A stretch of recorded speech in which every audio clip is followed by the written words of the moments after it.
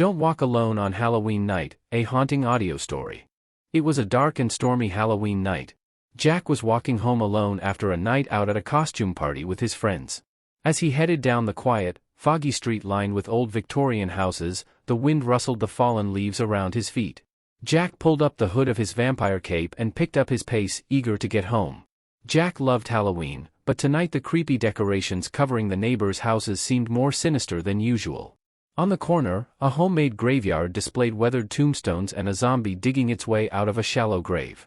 A block down, a motion-activated ghoul cackled next to a surprisingly realistic skeleton dangling from a tree. As Jack passed by a particularly decrepit manor, he could swear he saw a silhouette watching him from an upstairs window. He shook off the creeped-out feeling and continued on. But when Jack heard a noise behind him, footsteps crunching on the leaves, he froze. He spun around, but no one was there. Just the wind whistling through the bare branches and fallen twigs scraping the pavement. Jack let out a shaky laugh. "Get a grip," he told himself, quickening his pace. A minute later, the sound came again, definite footsteps this time, heavy and keeping pace right behind him. Jack's stomach dropped and he whipped around. "Who's there?" he called out, voice quavering. No answer but the wind. Jack's chest tightened. He was being followed. Heart thudding, Jack broke into a panicked sprint, his cape flying behind him. The footsteps pounded faster too, right on his heels. Shadows seemed to loom up on all sides, reaching for him with claw-like fingers. Gasping for breath, Jack careened around a corner and down a narrow alleyway between two looming octagon-shaped houses, hoping to lose his pursuer. But when he emerged onto the next street, the footsteps were still there, closer than ever. As Jack ran, he tripped over a broken segment of fence and went sprawling onto the hard pavement of someone's garden path. Groaning, he rolled over just as a dark figure loomed over him, blotting out the moonlight. Jack cried out and crab-walked backward until his back hit a wall, trembling uncontrollably. The figure was tall and completely covered by a voluminous black cloak. Where its face should be was only shadows. A pale, skeletal hand reached out from folds of tattered fabric.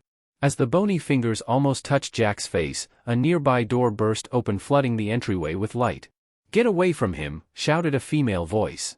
Jack squinted toward the door and to his immense relief saw his best friend Kate standing there holding a baseball bat. The shadowy figure jerked back from Jack with an eerie hiss. Before either of them could react, it swooped up into the night sky, cloak billowing, and disappeared over the peaked roof of the house. A moment later, it was gone. "Jack, are you okay?" Kate asked, rushing over and helping him up. I think so," Jack stammered, sagging against her.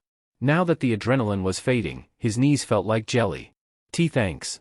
You totally just rescued me from whatever that thing was." Kate grinned. "All part of the Halloween spirit. Good thing I decided to walk this way home from the party too. Let's get inside." The two friends hurried into Kate's house where they slumped on the couch in relief. As Kate's mom brought them hot apple cider, Jack explained what had happened during his walk, describing the creepy vibe and the unseen footsteps pursuing him. "You're lucky I was around to scare it off," said Kate. "That sounds like more than just Halloween hijinks. It gave me the creeps just seeing it loom over you. I could feel how evil it was. Do you think it could have been a real monster?" She raised her eyebrows. Jack's pulse quickened again. No way, he thought. Monsters weren't real. But then again, he'd felt true terror when that thing cornered him in the yard. Its presence had seemed sinister in a way he couldn't rationally explain. "Let's try to take your mind off it for now," said Kate gently, seeing Jack's distressed expression. She grabbed the TV remote. "I think a funny movie and some more cider will help." Jack nodded gratefully. As they picked out a comedy to watch, he started to relax again. Kate was right, nothing had really happened to him after all. The figure had disappeared as quickly as it came.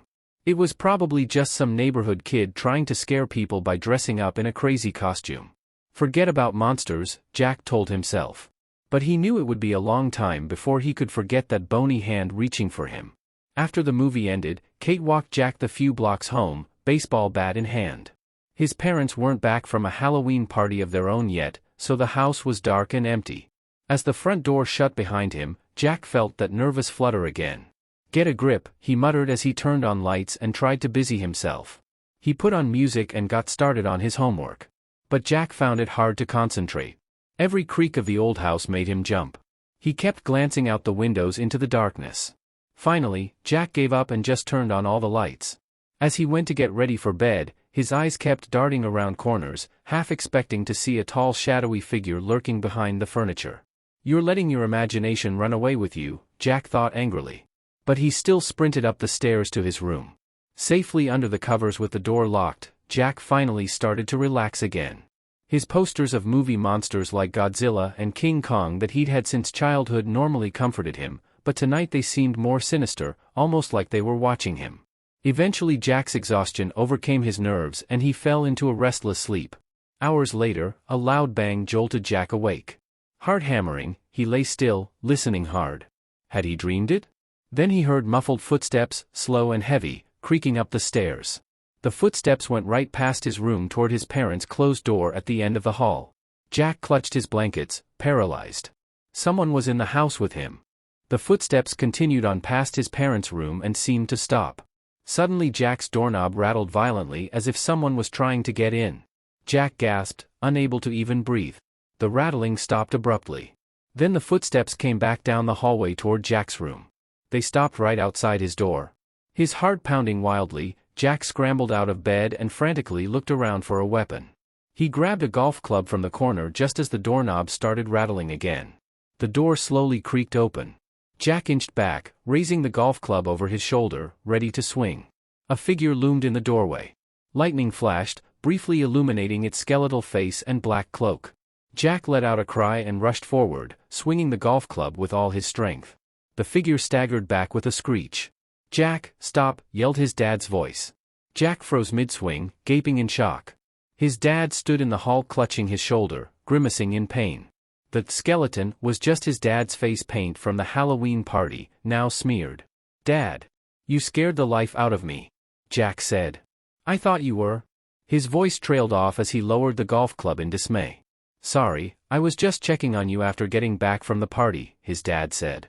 "I heard you yell." Face burning in embarrassment, Jack quickly explained about the figure that had chased him home earlier that night. His dad's expression turned serious as he listened. "I'm calling the police to report this," he said. "Something strange is going on in this neighborhood tonight." Soon police officers and canine units were canvassing the area around their house, shining flashlights into trees and searching yards. But they found nothing amiss. "You're sure the intruder didn't enter your home?" asked the sergeant. Jack nodded, still shaken. After taking his statement, the police left, promising to patrol the neighborhood overnight and questioning neighbors tomorrow. Jack barely slept the rest of the night, listening for the slightest sound. But the house remained quiet. The next morning, nothing seemed disturbed. Kate came over, eager to hear if Jack had learned anything more about his pursuer. As they talked over mugs of hot chocolate, Jack's dad came back inside after speaking with some of the neighbors.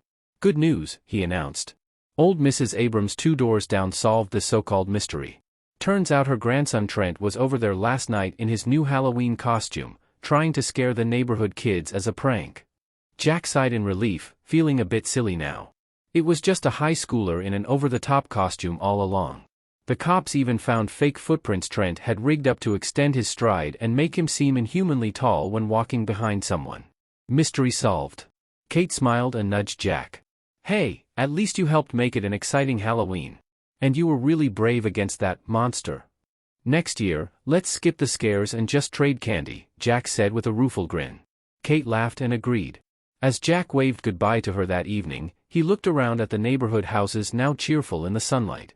With the strange events explained, he finally felt at ease again.